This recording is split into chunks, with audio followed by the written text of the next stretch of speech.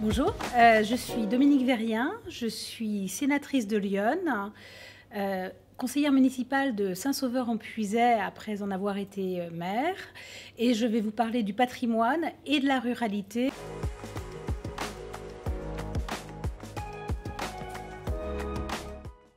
On va dire que la mesure phare concerne essentiellement le label de la Fondation du patrimoine.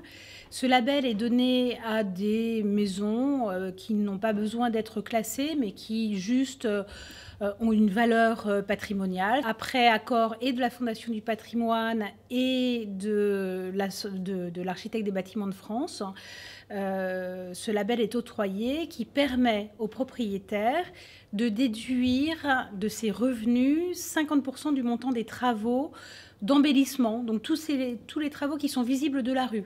Et ce 50% de déduction peut aller jusqu'à 100% si le propriétaire obtient 20% d'aides publiques, qui peuvent être un fonds façade, une aide du conseil départemental. Donc voilà, ça permet à un propriétaire privé en fait, de rénover et de participer à la rénovation de nos villages. L'objet de cette proposition de loi, c'est d'étendre cette labellisation aux communes de 20 000 habitants, puisque jusqu'à présent, c'était réduit aux communes de moins de 2 000 habitants.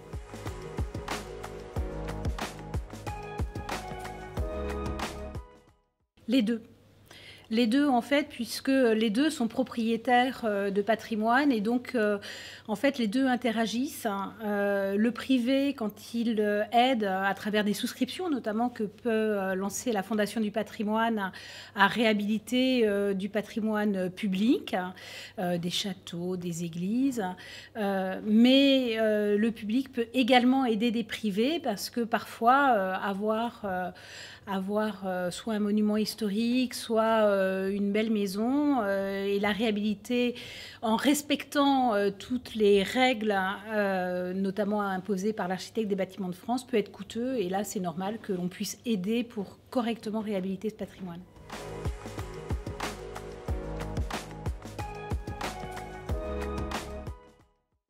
Souvent, c'est du patrimoine privé qui est vendu à du privé, mais qui va le réhabiliter. Donc, ça peut aussi avoir un intérêt si le patrimoine est réhabilité.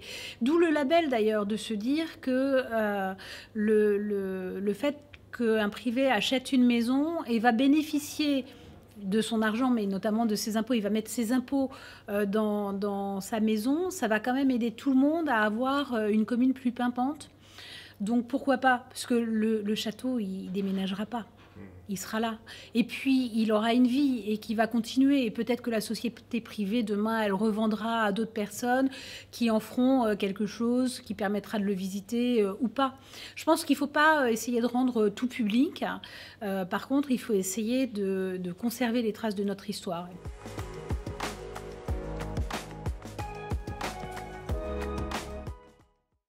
Alors j'ai un peu répondu en disant qu'il fallait que public et privé travaillent ensemble. Par contre, je voudrais souligner que les fondations et les associations de patrimoine sont réellement très importantes parce qu'elles permettent de valoriser justement ce patrimoine, de permettre qu'on ne l'oublie pas. Parce que quand on vit toujours à côté d'un bâtiment, et pour peu qu'on le voit en plus se dégrader d'année en année, on perd un peu la notion de sa valeur. Et ces associations ont un regard différent et nous permettent d'avoir aussi ce regard différent et donc de préserver ces richesses.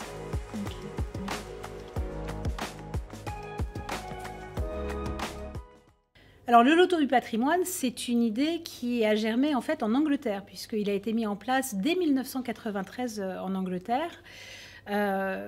Il faut savoir que le loto en France avait été créé pour les gueules cassées de 1914. D'ailleurs, une part de l'argent continue à aller aux blessés de guerre.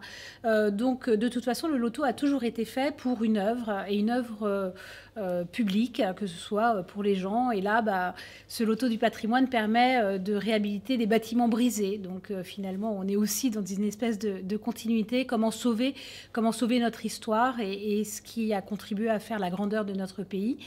Donc le loto du patrimoine est plutôt bienvenu.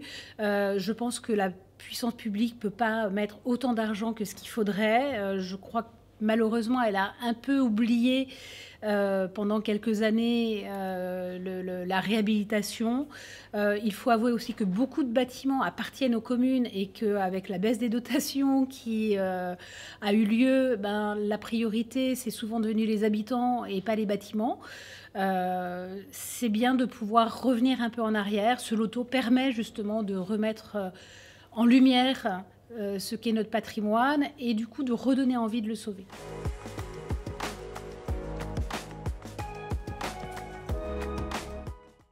Alors la première, c'est le temps, parce que malheureusement, c'est inexorable et que souvent les bâtiments vieillissent et pour peu qu'on les ait pas bien entretenus, ils vieillissent d'autant plus vite.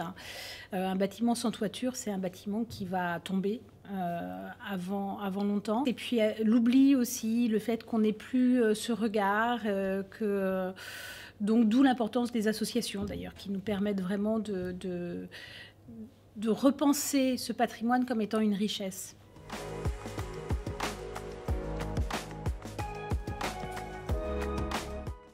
Alors l'État, oui et non, parce qu'en fait, il n'est pas vraiment propriétaire de ce patrimoine rural. Celui qui est propriétaire, c'est souvent la commune. Et parfois, la commune néglige son patrimoine, mais pas toujours volontairement. Les communes aimeraient faire, à Saint-Sauveur, nous voudrions faire, nous sommes conscients que le patrimoine est une chose importante, mais malheureusement, nous n'avons pas toujours les moyens de faire. Alors l'État nous aide. Il est vrai que le vrai problème de l'État, c'est que parfois, il change d'idée. Donc, un jour, la DRAC finance plutôt les œuvres littéraires. Le lendemain, elle va penser au patrimoine. Enfin, c'est pas toujours suivi, continu. Donc ça, c'est un petit peu compliqué. Mais je crois qu'aujourd'hui, l'État, quand même, nous soutient. Jamais assez, parce que quand on est une petite commune, c'est jamais suffisant. Mais j'ai vu quand même l'État aider très très fortement. Je pense à une autre commune dans l'Yonne qui avait une très grande église. La commune fait 300 habitants. C'était impossible de sauver l'église et l'État finance quasiment 90%.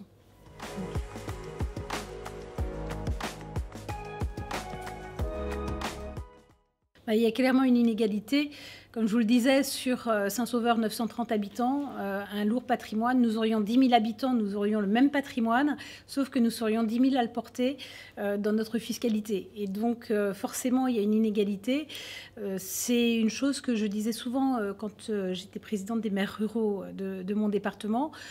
C'est que, voilà, une commune de 100 habitants ou une commune de 10 000 habitants qui a une église, c'est plus difficile pour les 100 habitants de la porter que pour les 10 000. Donc, effectivement, il y a une inégalité qui est liée au fait que la charge est à supporter par un plus petit nombre. L'État devrait probablement mieux compenser ça. Bon, on n'y est pas encore totalement arrivé.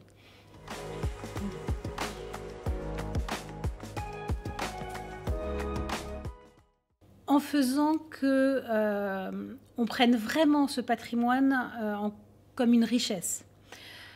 C'est une richesse qui permet de développer. Et en fait, une fois qu'on le voit comme une source de développement et pas simplement comme un coût, pas seulement comme des vieilles pierres qui sont là, qui sont mortes, mais bien comme quelque chose qu'on peut faire vivre pour pouvoir développer et enrichir sa commune, ça peut donner tout autre chose et notamment une dynamique dans la commune, une dynamique parce que c'est un projet aussi des habitants, de sauver un bâtiment, parce que ce bâtiment peut générer du tourisme, peut générer des visites. Or, je crois beaucoup à ce qu'on appelle l'économie présentielle, c'est-à-dire que le fait de faire venir des gens sur un territoire sont des gens qui consomment, et donc ça permet d'avoir des commerces qui vivent. Le fait d'avoir des commerces qui vivent, ça permet d'avoir des habitants qui vivent. Le fait d'avoir des habitants qui vivent, ça permet d'avoir de la vie, là encore, et puis d'autres commerces, et c'est une spirale vertueuse. Et le patrimoine, quand on en a et qu'on s'en sert pour du développement, peut être une vraie richesse.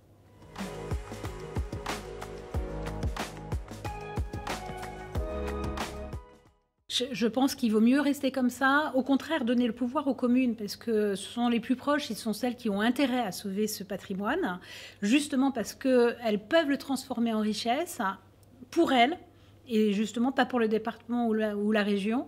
Mais par contre, oui, il faut les accompagner, parce qu'une petite commune de 150 habitants, comment elle sauve une église ?